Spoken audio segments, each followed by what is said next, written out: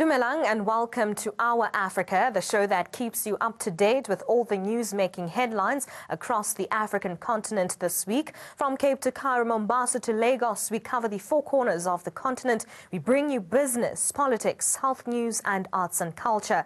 I'm Leseho Mokonane. First up, let's take a look at the story of the week. Zimbabwean President-elect Emmerson Mnangagwa says any political party that is not happy with the election results can approach the courts. Mnangagwa held a media briefing following the announcement of election results. The president-elect says he will institute an independent commission of inquiry into some of the issues around the election. This includes the violence that led to at least 6 people being killed. But I've told the nation that I'm going to institute an independent commission to inquire into the issues we have raised. And this independent commission will both be composed by our nationals as well as foreign nationals from outside Zimbabwe, so that it has the full stamp of being an independent commission.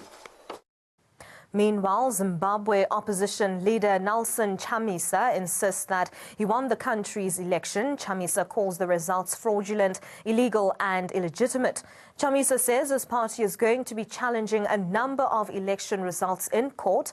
The Zimbabwe Electoral Commission announced that Emmerson Mnangagwa of ZANU-PF received 2.4 million votes, constituting 50.8% of the total. Nelson Chamisa of the Movement for Democratic Change Alliance received 2.1 million votes, or 44.3% of the total. In terms of what you are saying, what evidence we have V11 forms. We have tabulations at V23 level, at constituency level, and we avail them. We have statistics blow by blow on every account. And ZEC know it.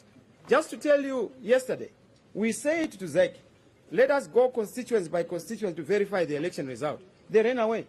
Slaigwana ran away. And he said, no, I can't, I've not been permitted to do that. But we said, look, you are the chief elections officer. You are supposed to be able to do that. Not only that, they had results which were being punched into the server. Those results show the accurate result. Supporters of Zimbabwe's newly elected president, Emmerson Mnangagwa, have expressed hope that he will steer the country to growth and prosperity. There were scenes of jubilation across parts of Harare after the announcement by the Zimbabwe Electoral Commission on Thursday. Mnangagwa's ruling party, ZANU-PF, will maintain control of the government. The election was the first polls without the name of longtime leader Robert Mugabe on the ballot papers.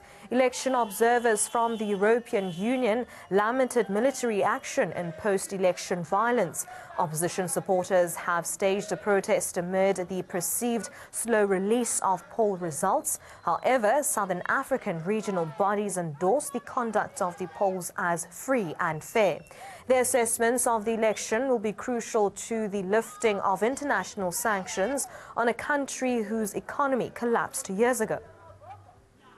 Associated Press spoke to ordinary Zimbabweans on the street, among whom was Eddie, a clerk by profession.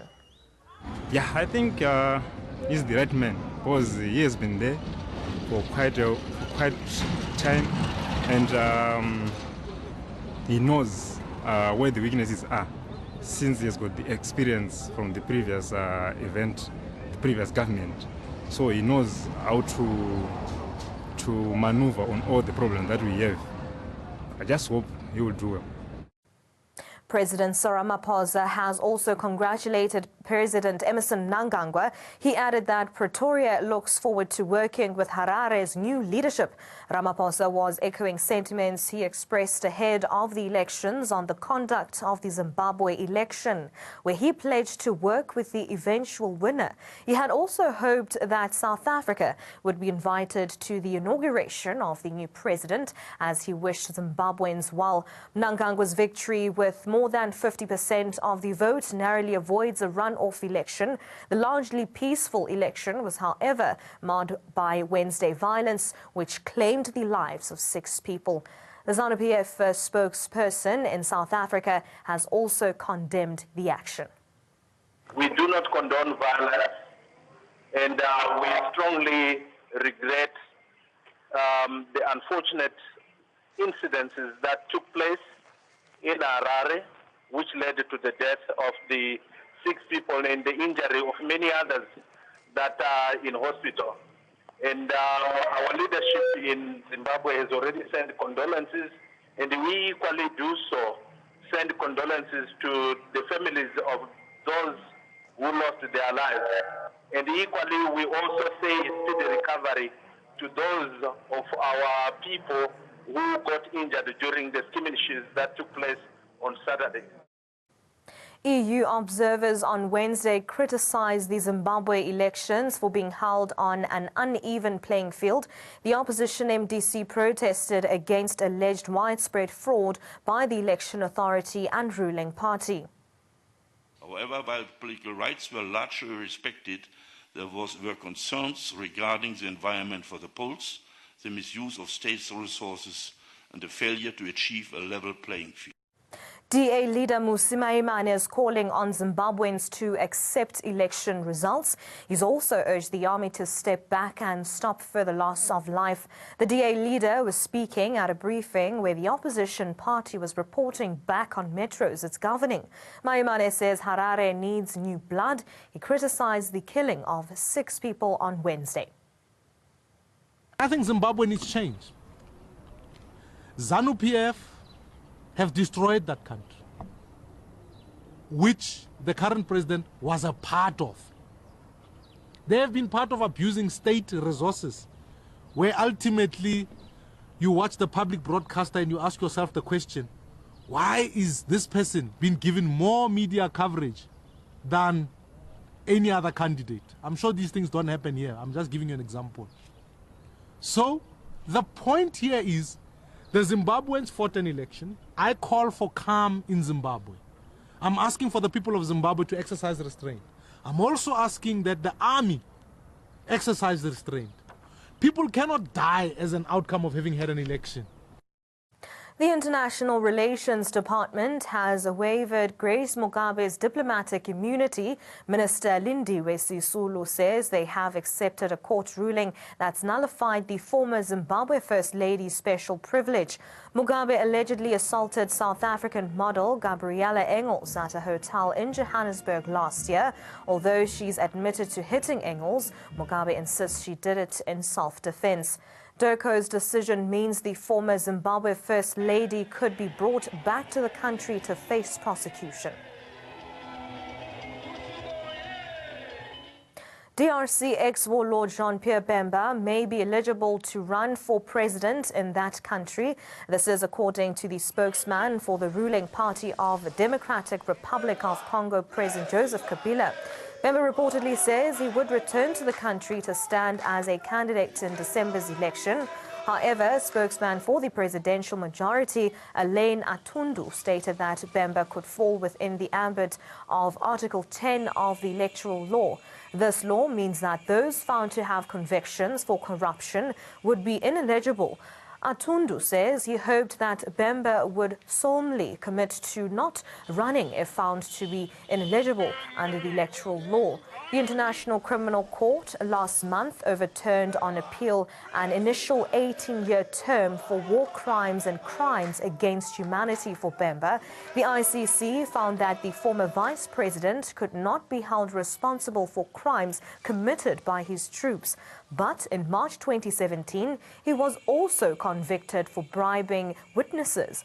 Earlier this month, the ICC urged that he be given a 5-year term on that count, but no date has been fixed for a verdict. Donc le président arrive bel et bien le 1er août à Kinshasa et le samedi le 4 août, il sera bel et bien avec nous ici à Gemena. Koyana Bemba ezali kolakisa espoir à RDC. Ezali kolakisa akanasi na biso na kata pe na biso RDC. Pe lakisi esengo na biso ba na RDC. Arrivé à Bemba awa ezeko pesa biso yebisa biso te mboka esiko bika. Po présence neto senge na ngopote mboka ebika po mboka esi ekufi tozalande ba mort vivant. Tozela Moïse libérateur a ko libérer biso mboka poto sepia. Nous sommes déçus puisque Notre joie était que demain, le mardi, on les voit ici. Alors on nous a dit que c'est pour le samedi, nous sommes déçus, mais nous gardons toujours l'espoir que non, le samedi, on va les voir ici. After more than 11 years abroad, a decade of it behind bars, former DR Congo warlord Jean-Pierre Bemba makes a triumphant return home. Several 100,000 supporters welcomed Bemba on Wednesday, the 1st of August, as police fired tear gas reflecting the country's high-voltage political mood. Bemba, throwing down the gauntlet to his rival President Joseph Kabila, has vowed to contest twice delayed elections due to take place on the 23rd of December. He landed at Kinshasa from Belgium aboard a private plane after the International Criminal Court acquitted him of war crimes charges in June.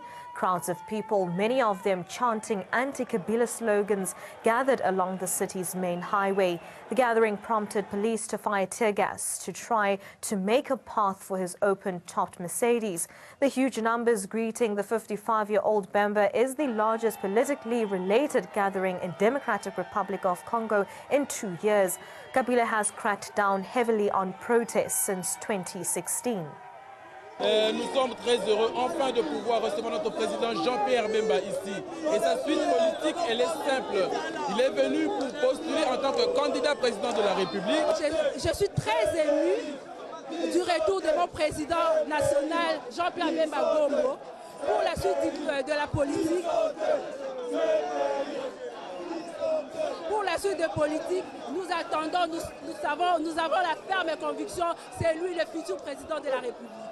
Nous remercions les seigneurs du retour de notre président national Jean-Pierre Bemba, le futur candidat président de la République. Écoutez, pour nous, c'est d'abord une réjouissance populaire. C'est une fête familiale, une fête nationale. Le peuple congolais ici trouve l'occasion d'exprimer sa sympathie auprès de son frère, auprès de leurs frères, auprès de leur chef, de leur leader. Pour nous, c'est une réjouissance populaire, une marque de confiance que le peuple congolais a témoigné à l'endroit de Jean-Pierre Bemba.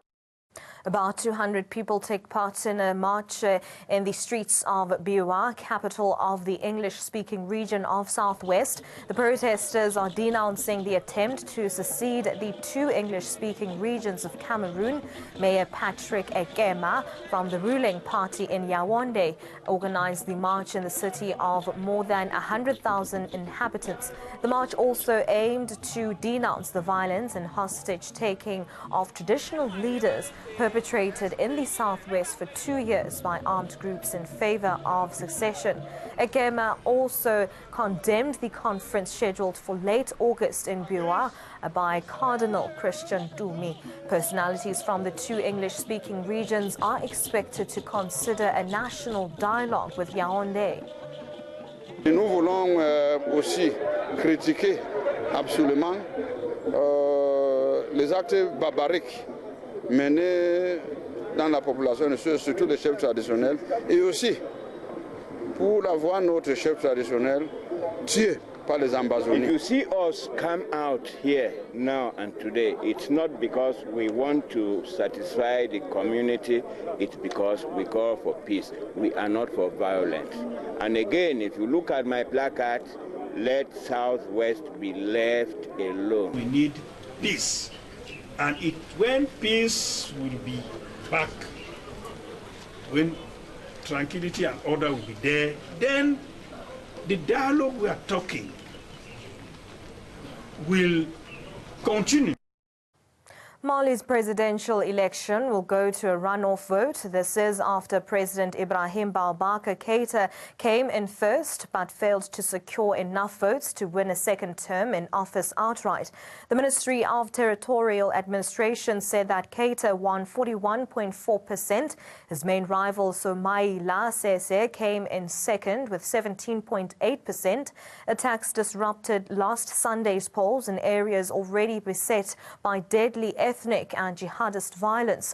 In total, 105 polling stations stayed closed because of security concerns. À un moment donné, tout le monde pensait que les élections n'allaient pas se passer. Les gens avaient le doute. Mais Dieu merci, malgré le problème du fichier électoral où l'opposition en a parlé, vraiment, Dieu merci, tout s'est bien passé. Il y a un consensus On a voulu, avec tous nos problèmes, aller aux élections. Et donc, c'est bien. Ainsi, nous partons seulement au résultat. Il faut régler la sécurité et passer après au développement. Donc, il faut lutter contre la corruption et restaurer l'autorité de l'État. Ça aussi, c'est une priorité, puis ce n'est pas une chose facile. Oui, bien sûr, il y a des amis qui disent que, bon, finalement, ils n'ont plus confiance aux politiques, quoi, aux hommes politiques, parce que pour eux, ils sont tous pareils. Bon, je me suis dit que non, de toute façon, entre deux mots, il faut choisir le moindre. Moi, je préfère un voleur qui travaille à un voleur qui ne fait rien. Malian opposition leader Somai Lasese campaigned in the central city of Mopti before the first round of the presidential election. Malians went to the polls last Sunday to choose the head of state, while the municipal elections are expected at the end of the year. Addressing his supporters, Sese promised to bring peace to the Niger Delta region plagued by intercommunal violence. This was the 8th presidential election in Mali and the second since the 2012 coup that broke down constitutional rule. Oui, notre pays se meurt. Vous avez un pays où on est dans le centre du Mali, ici, il n'y a pas d'administration, il y a plus de 500 écoles fermées, il n'y a pas de centre de santé, il n'y a plus d'investissement d'eau. Et pour faire le tour, vous avez vu ceux qui m'ont suivi aujourd'hui, ben, on est escorté par l'armée. Faire campagne avec des chars, avec une escorte militaire, ce n'est pas de la démocratie. C'est gênant. 3 ans après, c'est toujours pas appliqué. Mais ça a le mérite d'exister. Il faut repartir avec un nouveau gouvernement qui a la volonté sincère d'appliquer des accords, qui a la volonté sincère de discuter des accords. S'il y a des couacs, s'il y a des points, des nœuds, comment les défaire? Backlash is rolling in against the ANC's decision to fast-track the amendment of Section 25 of the Constitution. The governing party says public hearings into the matter have confirmed its stance. And now the party will push ahead with completing a parliamentary process that will allow for land expropriation without compensation. But the DA is far from pleased, threatening to use all within its means to block the governing party's move. Afrikaners' rights group, the Afrikaner Bond, is also spitting fire. It's accusing the ANC of trying to disguise its governance failures by creating a constitutional crisis. The group says the governing party has abandoned the ideals of the Freedom Charter. The Black Business Council has, on the other hand, welcomed the ANC's decision, describing it as bold. The ANC has applauded our people drawn from all walks of life for the strong and active participation in the public forum and for expressing their views on this critical matter. And you can then see this is constitutional democracy that we fought for. And the public hearings have confirmed our view that overwhelming our people would want the constitutional provisions to be less restrictive and more explicit about expropriation of land without compensation. The ANC-NEC pronouncement comes as public hearings on the land issue are drawing close. The ANC also believes that a land reform program that provides equitable access to land will unlock economic growth, bring unused or purely used land assets to full use, enable the productive participation of millions more South Africans in the economy. And that's why we are applauding our public hearings, and we have seen overwhelmingly our people are saying we should actually amend the Constitution. So we are part of that voice, and the public hearings will be coming to an end. We will be watching that space, and I think the ANC is participating in these public hearings. ANC-NEC member Ronald Lamola says the Section 25 amendment aims to redress the land imbalance. Since 1994, we have now redistributed a particular percentage, and what is remaining now, which is still in the hands of white South Africans, is 72, including 72%. So we are going to use the Expropriation Act to transform that 72%. We want to transform it to reflect the demographics of this country. You can, if you like, you can call it land affirmative action. to transform that 72% so that we transfer the land to the majority of the dispossessed. So that it's clear that it's not like the ANC now that is agreeing to this explicit thing. We are saying now we must nationalize all the land. ANC-NEC member Ronald Lamola shed some light on how this land expropriation would be rolled out. The state has nationalized all the land. It is now under the hands of state. Therefore, all South Africans will now be having land. It is not true. There will still be a need for legislation, how you are going to distribute, how you are going to do it. And it also does not mean that everyone will walk into a land. So it is also not going to be free. I think that is the other myth that I need to clarify. That position is not free. If we can wake up today as government and say we're nationalizing all South African land, we're now putting it under the hand of the state, it is not true that it will be free. If that thing is taken to the Constitutional Court, it will be found to be unjust and unequitable. And the state will have to pay billions of rands. The state does not have such billions of rands. Lamola says government will not nationalize the land, but rather transfer title to beneficiaries. Our members were also briefed. You will have seen their participation. They were supporting the amendment. And they were also very clear that the land must be redistributed to the people. The land must be redistributed to the people. So it means that we are going to take it and give it to those who are going to use it. We are going to give them title deeds. If we are giving you a farm, we are going to give you a title deed to that farm. If we are giving you a house, for instance, the RDP houses, we are giving them title deeds. So we are not nationalizing the land of this country. Zimbabwe President Emmerson Mnangagwa visits a new ferrochrome plant in Kwekwe. The mine is owned by the Murti Group based in South Africa. Certainly small-scale miners don't have access to equipment, so we will give them the opportunity to either give them equipment in terms of our relationship, alternatively give them an opportunity where we finance that equipment based on tonnage. I applaud Africa Chrome Fields for this plant, which is set to significantly increase the country's ferrochrome production capacity. Zimbabwe President applauds the Africa Chrome Fields, which will increase the country's ferrochrome production capacity and also create employment for locals. What has happened is opened our eyes to things of the past that would have been not right in the eyes of the Lord. And actually, it showed us that get off your own little high horse, turn around, and look at the bigger picture. You know, when we started, and maybe this is what is unique about our story, it was not fashionable to go into partnership with a white, particularly ex-commercial farmer, because as you yourself have said, there was this animosity in the minds of others.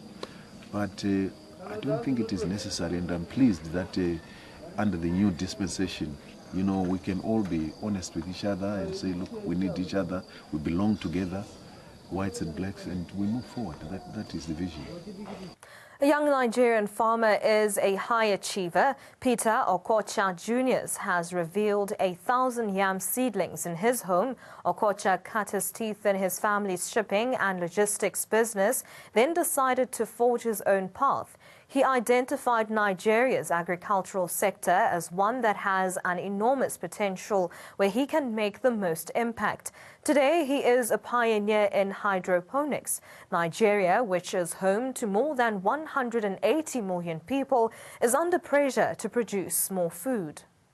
Every time I start interacting with people in agriculture, I learn so much that I didn't have a clue about. And that's exciting. I think if I had a job in the U.S. and there's some comforts to it, I'm just showing up to work every day and trying to execute a task. Nobody wants to do the conventional standing in the hot sun and sweating and the labor that comes with that and so forth. If you can combine something with data and technology and automation and so forth, it makes it more attractive. It's not as simple as putting a stick in the ground or a seed in the ground. It's really understanding how to cultivate it in an environment like here. So in the way that we do it, we have to work with a lot of challenges. In and around the Tunisian coastal city of Mugabes, henna has long been a key driver of the economy, so much so that the plant is known as red gold. But a water crisis and changing consumer habits are making farmers think twice about planting henna shrubs, despite their coveted leaves that have for centuries been ground down to paint nails, tint hair and ink temporary tattoos, especially for weddings. A farmer states that the Mugabes are dying because of the lack of water, and he has to dig intricate channels around his green plants to maximize water flow in the early morning sunlight. Akrota is hard at work because the local water supply will today run from a canal onto his land, a rare thing nowadays due to government rationing. According to the World Bank, urbanization and rapidly rising demand for water from industry and agriculture have put immense pressure on Tunisia's water reserves. بكثرة بصفة عامة تخرجت شوي من طريقة المياه، نقص المياه وفما شوي معناها التلوث وبعد الفلاحة شوي معناها عليها ولت شوي مش بكثرة. يا ريتها ترجع معناها كما قبل. هو رخيصة، هي الفلاح يبيعها بسوم بخس معناها ويستنفع بها التاجر اللي هو اللي معناها يتولها بها يرحاها ويصدرها لبرا معناها ولا يبيعها معناها في الأسواق. معناها الحنة هذه يرجع لها اعتبارها ومعناها باش هي كنبتة للزينة ونبتة طبية في نفس الوقت. برشا زراعات معناها قاعدة تدخل من بلايص أخرى، ولكن نبتتنا هذه المعروفة بها واحات قابس ماشية وتندثر. 10 سنوات التالي في حدود 800 هكتار، تو حاليا معناها 400 حدود 430 هكتار، معناها تشوف ماشي ولا المساحات تتقلص بشوي بشوي. ماذا بينا معناها توسع. And that's all the news making headlines across the African continent for this week. From Milise Khomokonane and the rest of the Our Africa team, Salang Handle.